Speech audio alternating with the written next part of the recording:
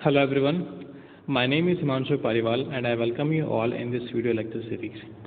Subject is social science and in this class we are continuing the topic that we had, the Russian Revolution. In the previous video we have seen socialism and now we are going to the second part which is the Russian Revolution. सबसे पहले हम बात करते हैं socialism in Russia के बारे में। आपको डेट याद रखना है कि जो रशियन रेवोल्यूशन हुआ था वो 8 मार्च 1917 से लेकर जून ऑफ 1923 तक चला था। ठीक है, ये आपको डेट याद रखना है, that is the date of Russian revolution. आज हम बात करेंगे सोशलिज्म इन रशिया के बारे में। रशिया में क्या था, 1914 से पहले अगर आप कोई गवर्नमेंट फॉर्म करते हो या फिर कोई पॉलिटिकल पार्टी फॉर्म बनाते हैं वहाँ पर, तो वो क्या था, इलीगल था। ठीक है, इसी बीच में क्या होता है, जो रशियन सोशलिस्ट थे उन्होंने एक पार्टी बनाई जिसका नाम रखा सोशल डेमोक्रेटिक पार्टी। कब, 1998 में। अभी हमने देखा कि 1914 से पहले कोई भी गवर्नमेंट पार्टी बनाना इलीगल था, तो ये पार्टी क्या रही होगी, बिल्कुल इलीगल रही होगी as per the norms of Russia. इसी के साथ में क्या होता है, न्यूज़पेपर स्प्रेड होना स्टार्ट हो जाता है। देखो, इस टाइम पे जितनी भी रेवोल्यूशन होती हैं सभी में एक जो मेन रोल होता है किसका रहता है, न्यूज़पेपर का रहता है। क्योंकि अगर कोई न्यूज़ आ रही है या फिर कोई इंसिडेंट हो रहा है तो काफ़ी जल्दी स्प्रेड होता है, किसकी वजह से, न्यूज़पेपर की वजह से। अगर न्यूज़पेपर नहीं होता है तो ये इंसिडेंट रिकॉर्ड नहीं होते हैं और लोगों को पता ही नहीं चलता।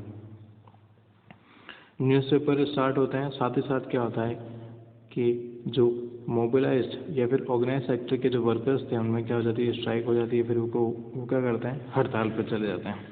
मोबिलाइज का मतलब वो होता है जो एक स्थान पर रह के काम नहीं करता है, जो एक जगह से दूसरी जगह जाकर काम करता है। रशिया में काफ़ी जो सोशलिस्ट थे वो एक्टिव थे इन दी अर्ली 90s।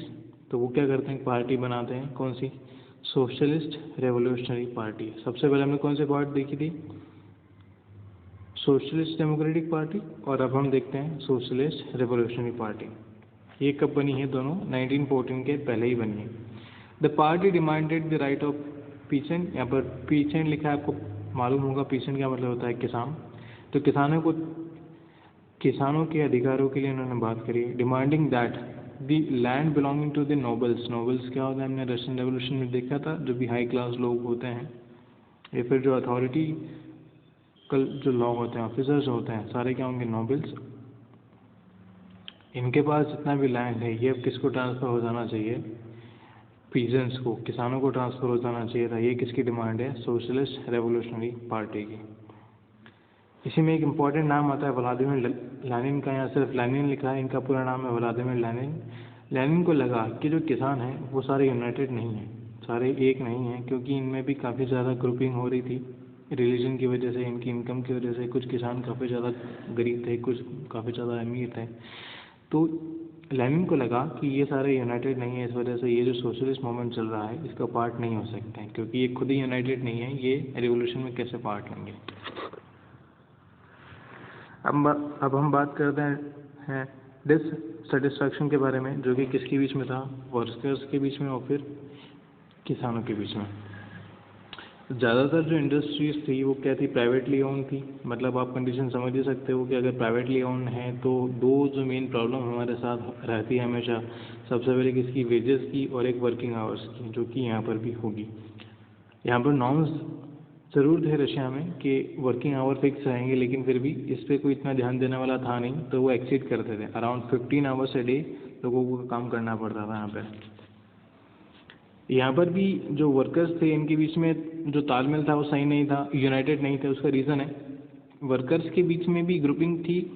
वर्कर्स जैसे अब कोई मेटल वर्कर है तो वो उसका मानना था कि जो मेटल वर्कर्स हैं जो पीढ़ियों से काम करते आ रहे हैं वही आगे काम करेंगे, बिकॉज वो अपने आप को क्या समझते थे, एरिस्टोक्रेट समझते थे। उनका मानना था कि मेटल वर्क के लिए क्या चाहिए, स्किल चाहिए, और स्किल्स उन्हीं के पास होगी जो काफ़ी टाइम से काम करते आ रहे हैं। नेक्स्ट हम बात करते हैं अब 1914 तक क्या रहता है कि जो आपकी लेबर फोर्स है, लेबर फोर्स का मतलब जो फैक्ट्री में लेबर काम करती है वो, उसमें 31% शेयर किसका आ गया था, वेमेंस का। ठीक है, लेकिन अब इनको शेयर तो 31% है, लेकिन मैन के इक्वल इनको वेज नहीं मिलता था, अराउंड हाफ या फिर आप कह सकते हो 2/3 इनको वेज मिलता था। 2/3 किसका? जितना मैन को मिलता है उसका, ठीक है। वर्कर्स अपने आप में भी ड्रेसें अलग अलग पहनते थे, कोई अगर काम अलग करता है तो उनकी ड्रेस अलग होगी और उनका मेहनत भी अलग होगा, तो ये आपस में ऐसे डिस्टिंग्विश भी रहते थे। कौन? वर्कर्स। डिस्टिंग्विश होने के बाद में भी इन्होंने एक ग्रुप बनाया जो कि हेल्प करता था किसकी? अनएम्प्लॉयड की, और जो फाइनेंशियल क्राइसिस में है या फिर फाइनेंशियली डीस्टेबलाइज्ड हैं उनकी। लेकिन ये ज़्यादा इतना फ्रूटफुल रहता नहीं था क्योंकि इसमें मेंबर्स काफ़ी कम होते थे। इसी के साथ इन्होंने स्ट्राइक करना शुरू करा। स्ट्राइक मतलब इन्होंने हड़ताल पे जाना शुरू करा टेक्सटाइल इंडस्ट्रीज़ में। कब? 1896 के अराउंड। यहाँ पे डेट थोड़ी सी मिसप्रिंट हो गई है। ये जो डेट है ये अराउंड 1996 से लेकर 1999 है यहाँ पर, है ना। ये जो डेट यहाँ पर लिखी है ये 1879 नहीं है, ये 1899 है। मतलब 1869 से लेकर 1899 तक इन्होंने क्या करा? टेक्सटाइल इंडस्ट्रीज़ में प्रोटेस्ट करना है, फिर स्ट्राइक करना शुरू करा। स्ट्राइक का मतलब साफ है, कोई इंडस्ट्री चल रही है, वर्कर्स अगर काम करना पर नहीं चाहते हैं तो उसको हम क्या बोलते हैं? स्ट्राइक बोलते हैं। साथ ही साथ मेटल इंडस्ट्री में कब स्ट्राइक शुरू होती है? 1902 के अराउंड। अब हम बात करते हैं किसानों के बारे में। तो जनरली रिवॉल्यूशन के पहले जितना भी लैंड था वो किसके द्वारा ओन किया जाता था? नोबल्स के द्वारा, या फिर क्राउन मतलब जो वहाँ पे राजा था उनके द्वारा, या फिर जो वहाँ पे चर्च की प्रॉपर्टी है उसके द्वारा। ऐसा ही कुछ सीन फ्रेंच रिवॉल्यूशन में भी था।